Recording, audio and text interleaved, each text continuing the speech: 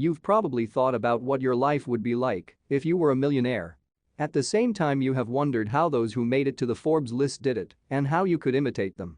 In the last few months, we have heard a lot about millionaires or billionaires, such as Jeff Bezos, Richard Branson and Elon Musk, because of the space race, and maybe you think, well, if I were a millionaire or billionaire, I would also design my rocket for space, although maybe you wouldn't do it like Jeff Bezos. Maybe your idea of a millionaire is not so much someone who owns a lot of companies, but a person with 80 cars like Arnold Schwarzenegger, or someone who buys a NASCAR team like Michael Jordan. But something you should know is that to be a millionaire is not all about spending. Something very important for you to understand is that wealth is actually accumulation. If you only spend money, you can't accumulate wealth, even if you build rockets. What is true wealth? It is that you have the ability to make the decisions you want in your life without money being an obstacle. If you want to change your career, if you want to live anywhere you desire, if you want to go on a trip to the place of your dreams, or just relax on the beach, that is financial freedom and wealth. If this fits the way you want to live, and you are watching this video to get it, stay until the end.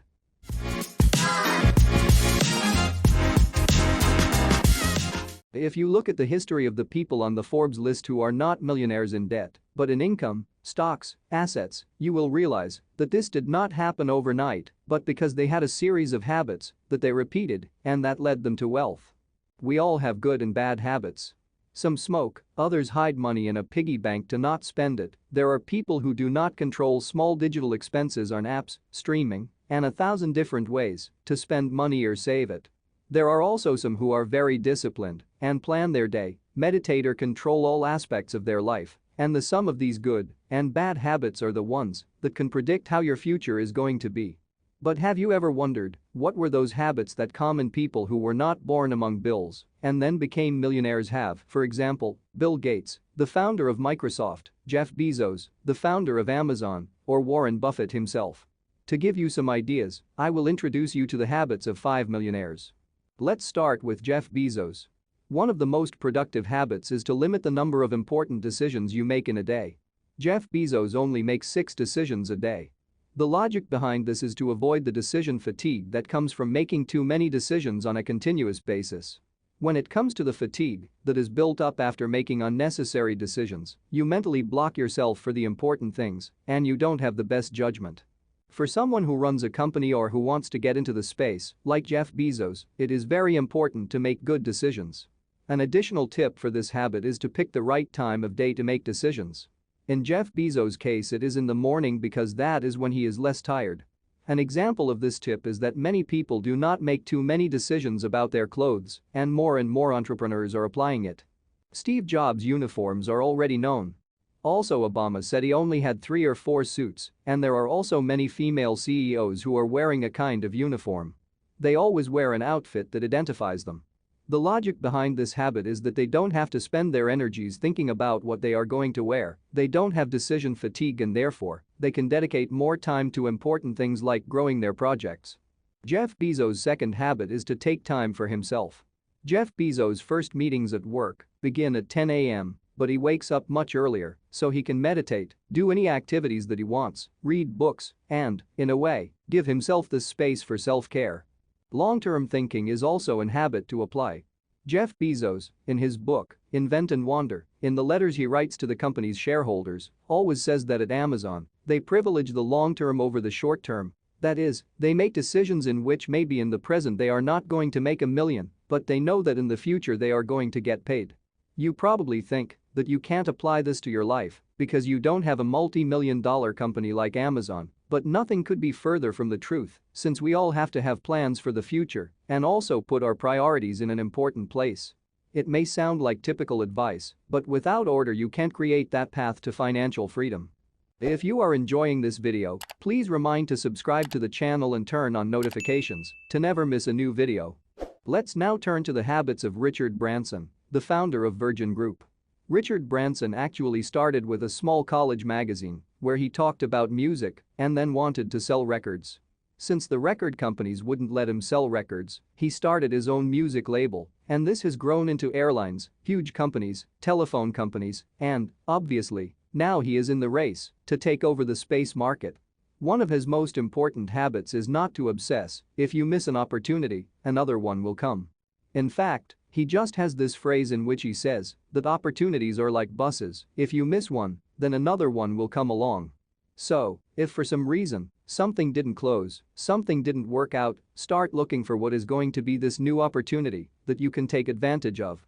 This translates into a habit of learning from mistakes and not just being anguished and tortured by them all your life. Richard Branson's second habit is to create a network. Strive to create connections. Richard Branson says that, while they at Virgin Group have never hired someone for their internal or external contacts, they do know that whether in music, telephony, aeronautics, or, now, space services, people who have a good network of contacts get better things done. All these connections can be very valuable to grow in your career or also in the business side. Work on the habit of making new relationships and also take care of the ones you already have. Disconnect from social networks before going to sleep. This is very similar to what Jeff Bezos does in the morning, but Richard Branson does it at night. Disconnecting to get quality sleep is extremely important to start the day strong. I think we all know who Bill Gates is, this 65-year-old billionaire who sometimes made us very happy with Windows and sometimes we wanted to hang him for his updates. Although, now he is much more dedicated to altruism because somewhere that fortune must have come from. The secret is to move and exercise. Many times we think we have to have a strenuous routine, go to CrossFit, lift weights and end up exhausted. But the truth is that a little physical activity can help you stay well, not only in the body, but also cognitively. That's why Bill Gates walks an hour a day and that keeps him fit, with good circulation, good spirits and also mentally clear-headed. Just like that, you don't need to exhaust yourself in the gym. You can have a simple routine or some activity and that will keep you healthy. Another very important habit is to plan your day. If there is one thing millionaires know, it is that the only asset they cannot make grow is time. Precisely for this reason, Bill Gates makes his agenda with 5-minute slots so as not to waste a single second of the day. There are others who do it in periods of 10 or 15 minutes, but the key is really to be very clear about what you want to do and, above all, that this agenda is governed by your priorities. Many times we spend hours on meetings. It doesn't have to be an hour meeting when it can be 30 minutes or less. If you understand that time is money and that it doesn't come back, you will surely start planning in shorter spaces so that you can make better use of it. An incredible habit is to set aside 1 hour a day to learn something new. If Bill Gates is famous for anything, it's because he has an impressive reading record. He simply sets aside an hour a day to read everything that interests him. In addition, he also sets aside 1 week a year in which he disconnects and instead of working, he just reads, learns, and, let's say, feeds his brain. Bill Gates on average reads 50 books a year. The next successful person is Whitney Wolfe. She is the founder of Bumble, this dating and networking app, and in 2021 she was declared the world's youngest billionaire at 31 years old by Forbes magazine. This happened because Bumble, her company, went public in the stock market and this event made her a multimillionaire. A key habit to achieve success like Whitney Wolfe's is to give second chances. Many times we reject some ideas because they don't seem good to us.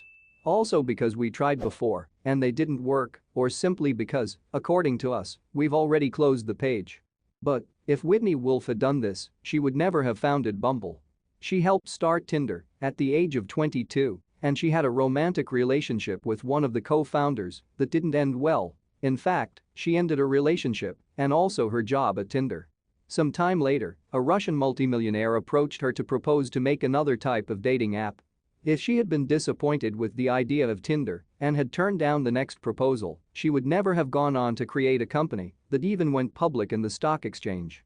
In fact, at first, she thought it was a bad idea. But she thought that through this, she could give much more power and much more of a voice to women, and she did it well because Bumble has been a success. With that, we come to the next tip. If you want to succeed in your business or career, it is very important that you know what people really want and not just what you want to sell them. In the case of Bumble, one of the key questions for Whitney was to know what women want in a dating app. That's why no nude photos of men are allowed on the app or in messages. Many have criticized Whitney for prioritizing the female market, but she knows who her clients are. Apply this habit and get to know your customers better. Ask them, find out what they need, what problems they have. Their criticisms can be very useful as you will be improving your product and service and, obviously, filling two pockets. A difficult but useful habit. Dare to take the first step. Many times we are stopped by shame or habit, and we expect that, if we are interested in a job, someone else will come along and offer it to us. We expect that, if we want to do a business, someone else will propose it. But one night over drinks with Bumble's lead investor, Whitney Wolfe had a revelation. She wondered what would happen if there was an app where it was women who could send the first message, who could take the initiative. She said she would have always liked to have the number of the guys she liked and be the one to take the initiative to contact them if they were really interested, instead of waiting. It doesn't matter if it's a romantic relationship, if it's a business, or if it's looking for this new position you want to get, taking the first step helps you move forward much faster. You don't always have to wait for that opportunity to come to you, you can create it. And if anyone couldn't be left off this list, it was Warren Buffett. On the Forbes list he is the highest ranked investor. Obviously, there are other billionaires from the technology sector who have already overtaken him on the right. But if we are talking exclusively about investments, Warren Buffett is the richest man in the world in the financial sector. This investor, a disciple of Benjamin Graham, has his own rules and habits. The first habit is, avoid spending to impress. In 2014 it went viral that Warren Buffett had finally traded in his 2006 Cadillac for a newer model. Yes, he doesn't change his car every 3 years like other people do, but every 8 years. Because, truth be told, what others say about his cars doesn't matter to him. He prefers to invest that money instead of putting it in assets that are going to depreciate year by year. With that fortune, anyone would probably have bought one car after another, but his passion is not cars. Another important habit is to work on your communication skills. Believe it or not, Warren Buffett, this Forbes-listed billionaire, was a super shy teenager until he took Dale Carnegie's public speaking course in 1952. In fact, if he were to invite you into his office one day, you would see that he doesn't have his certificate from the University of Nebraska or even his master's degree from Columbia, but he does have Dale Carnegie's diploma and he has his special place there. Warren Buffett, from a very young age, knew that he was interested in investing and acquiring businesses, and he knew that being able to speak in public and being able to communicate was a crucial skill to be successful. If public speaking is difficult for you or you have a hard time participating in meetings at work, this is a good habit to try. Surrounding yourself with people who are better than you is another good habit. If you want to succeed in business and get closer to the fortunes, you need to have people who inspire you and from whom you can learn. This is something Warren Buffett has applied all his life, especially in choosing partners. Warren Buffett explains that his partner, Tom Murphy, taught him a great deal about learning to delegate and that he was also a very integrated person. He also confesses that Charlie Munger was a better investor than he was, so the two complemented each other. The last habit to apply is to learn to say no. Many times we say yes to everything, and Warren Buffett says that the difference between successful people and really successful people is that the latter say no many more times. For example, if someone is asking you to use your time for something and you had already established a priority, then do what your priority is. Maybe if someone is asking you for money and you know that money is not going to come back and you don't want to give it away, then learn to say no too. Most likely, the more successful you are, the more business opportunities will come your way and you will probably want to do everything. But learning to select which ones are the best and which ones you definitely have to say no to will also help you on this road to wealth. Surely there are many more important habits, more successful people to learn from, and many more stories to tell. If you start applying the tips and habits we have explained, your path to financial freedom will be much easier. Thanks for watching The Money Street, and don't forget to click the subscribe button for more financial videos.